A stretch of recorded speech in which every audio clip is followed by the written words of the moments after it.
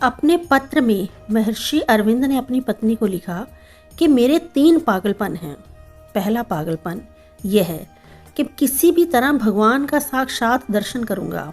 आजकल का धर्म है बात बात में भगवान का नाम लेना, सबके सामने प्रार्थना करना, दूसरों को ये दिखाना कि मैं कितना अधिक धार्मिक हूँ। मैं ये नहीं चाहता। अगर ईश्वर है तो उनके अस्तित्व को अनुभव करने, उनका साक्षात्कार करने का कोई ना कोई रास्ता अवश्य होगा। यह रास्ता चाहे कितना दुर्गम हो, मैं उस पर चलने के लिए दृढ़ संकल्पित हूँ। हिंदू धर्म में कहा गया है कि अपने शरीर में, अपने मन में वह रास्ता है। जाने को रास्ता भी दिखाया है। मैंने उन सब का पालन शुरू कर दिया है। 1 महीने में ये अनुभव भी कर सका कि हिंदू धर्म की बात झूठी नहीं। जिन जिन लक्षणों के बारे में कहा गया है वे सब मैंने उपलब्ध किए हैं। अब मेरी इच्छा तुम्हें भी उसी रास्ते पर चलने की है। एकदम से मेरे संग संग तुम नहीं चल सकोगी, क्योंकि अभी तुम्हारे अंदर इतना ज्ञान नहीं है। लेकिन मेरे पीछे पीछे आने में कोई बाधा नहीं है। वह पथ सबको सिद्धि तक पहुंचा सकता है, लेकिन उसमें प्रवेश करना इच्छा पर निर्भर है। कोई तुम्हें पकड़कर नहीं ले जा सकता। अगर तुम्हारा समर्थन हो तो इस पर और भी लिखूंगा।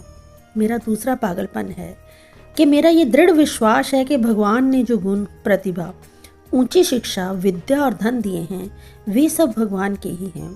परिवार के लालन पालन के लिए जितने की ज़रूरत हो और जो एकदम से ज़रूरी हो उतना ही खर्च करने का हमारा अधिकार है। जो बाकी बचे उसे भगवान को लौटा देना ठीक है। अगर मैं सारा धन अपने लिए, सुख के लिए, विलास के लिए खर्च कर दूं तो मैं चोर होऊंगा। हिंदू शास्त्र में कहा गया है कि जो भगवान से धन लेकर उन्हें नहीं देता वह चोर है।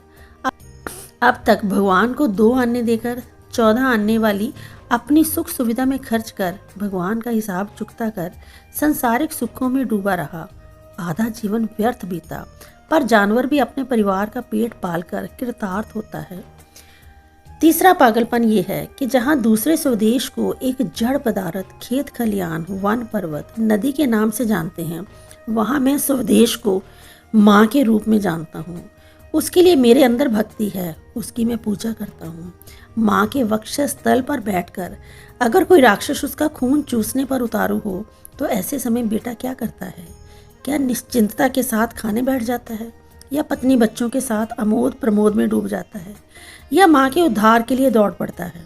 मैं जानता हूँ कि इस पतित जाति का उद्धार करने के लिए मेरे शरीर में बल है। शारीरिक बल नहीं, तलवार या बंदूक लेकर मैं युद्ध करने नहीं जा रहा, बल्कि ज्ञान का बल है। क्षत्रिय तेज एकमात्र तेज नहीं, ब्रह्म तेज भी है। वह तेज ज्ञान के ऊपर प्रतिष्ठित है। ये विचार कोई नया नहीं है, आजकल का नहीं है, बल्कि इस विचार को लिए मैं जन्मा। ये विचार मेरी मज्जा में रचा बचा है। भगवान ने इस महान व्रत को पूरा करने के लिए मुझे इस पृथ्वी पर भेजा है। 14 साल की उम्र से बीज अंकुरित होने लगा। 18 वर्ष की उम्र में वह दृढ़ और स्थायी रूप से प्रतिष्ठित हो गया।